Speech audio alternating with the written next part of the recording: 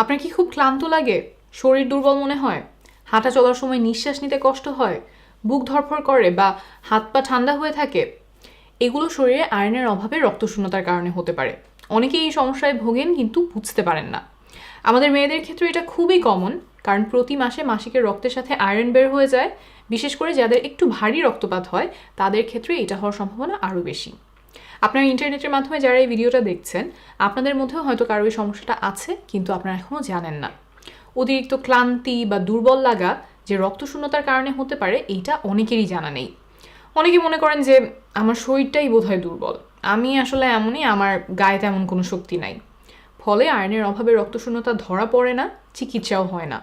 দেখা যায় যে মাসের পর মাস, বছরের পর বছর রোগটা শরীরে বাসা বেঁধে থাকে।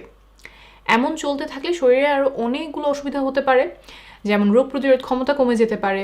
তখন দেখা যায় বারবার জ্বর কাশি হচ্ছে, বারবার প্রস্রাবের রাস্তার ইনফেকশন সহ বিভিন্ন ইনফেকশন হতে পারে। এমনকি হার্ট ও ফুসফুসের জটিল সমস্যা হতে পারে। এই রোগ নিয়ে গর্ভধারণ করলে গর্ভে শিশুর নানান রকম সমস্যা হতে পারে। সময়ের আগে প্রসব হতে পারে, জন্মের সময় শিশুর ওজন কম হতে পারে। আবার কারো কারো আয়রনের অভাবে অনেক চুল পড়ে যেতে থাকে। এমনিতে আমাদের সবারই প্রতিদিন কিছু চুল পড়ে, সেটা স্বাভাবিক, কিন্তু যদি অনেক চুল পড়ে যেতে থাকে, সেইটার একটা কারণ হতে পারে আয়রনের অভাবে রক্তশূন্যতা। আপনি কিভাবে বুঝবেন যে আপনার এই রোগটা আছে কি না, এই রোগের চিকিৎসা কি এবং কোন কোন খাবার থেকে আয়রন পাওয়া যায়, এই ভিডিওতে এসব একদম সহজভাবে বুঝিয়ে বলবো। প্রথমে এই রোগের লক্ষণগুলো বলছি। ক্লান্তি, শরীরে শক্তি কম পাওয়া বা দুর্বল লাগা, বুক ধড়ফড় করা, হাঁটা চলার সময় শ্বাসকষ্ট হওয়া, চোখ মুখ দেখতে একটু ফ্যাকাশে লাগা, মাথা ব্যথা, কোনো কাজে মনোযোগ দিতে সমস্যা হওয়া বা চিন্তাভাবনা করতে সমস্যা হওয়া, এই লক্ষণগুলো খুবই কমন। এছাড়াও কখনো কখনো আমরা আরও কিছু লক্ষণ দেখতে পাই, যেমন পা কামড়ানো বা পা শিরশির করা। বিশেষ করে সন্ধ্যায় বা রাতের দিকে পায়ের পাতা সহ পুরো পা কামড়াতে থাকে, তখন খুব পা নাড়াতে ইচ্ছা করতে পারে। ডাক্তারি ভাষায় এটাকে আমরা বলি রেস্টলেস লেগ সিনড্রোম। তারপর কানে ভন ভন বা শো শো আওয়াজ হতে পারে, মনে হয় যেন একটানা অস্বস্তিকর একটা শব্দ কানে বাজছে। মুখের স্বাদ পাল্টে যেতে পারে, জিভে ঘা হতে পারে, ব্যথা হতে পারে, ঠোঁটের কোনায় ঘা হতে পারে। তারপর চুল ধোয়ার সময় বা চুল আঁচড়ানোর সময় অনেক বেশি চুল ধরতে পারে, গায়ে একটু চুলকানির মতো হতে পারে।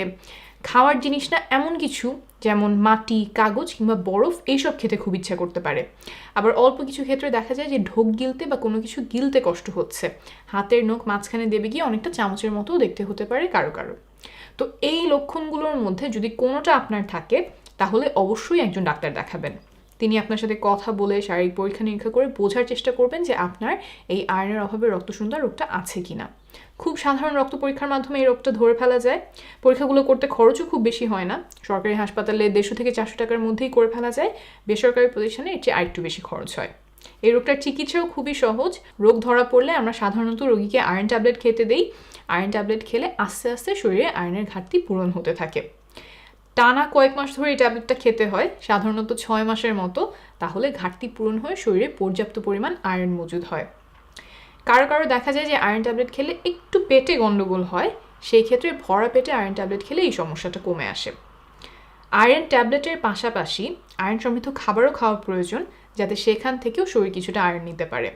আপনার যদি আয়রনের অভাব নাও থাকে, তাও এই খাবারগুলো নিয়মিত খাওয়া প্রয়োজন, কারণ মাসিকের সাথে প্রতি মাসেই শরীর থেকে কিছুটা আয়রন বের হয়ে যায়। আর আয়রনের অভাব হলে প্রথম দিকে বাইরে থেকে তেমন কোনো লক্ষণ বোঝা যায় না। তাহলে কোন কোন খাবার থেকে ভালো পরিমাণে আয়রন পাওয়া যায় সেগুলো এখন বলি। কলিজা, বিশেষ করে গরুর কলিজা আয়রনের খুব ভালো উৎস, তবে গর্ভকালীন সময়ে কলিজাটা খাবেন না। যদি খুব অল্প পরিমাণে খেয়ে ফেলেন, সেটা নিয়ে দুশ্চিন্তা করবেন না। তারপর গরুর মাংস, মুরগির মাংস, এগুলো থেকেও ভালো পরিমাণে আয়রন পাওয়া যায়, তবে গরুর মাংসটা একটু পরিমাণ মতো খাওয়ার চেষ্টা করবেন। 3 নাম্বার হলো ডাল, যেমন মসুর ডাল, মুগ ডাল, মাসকলাইয়ের ডাল।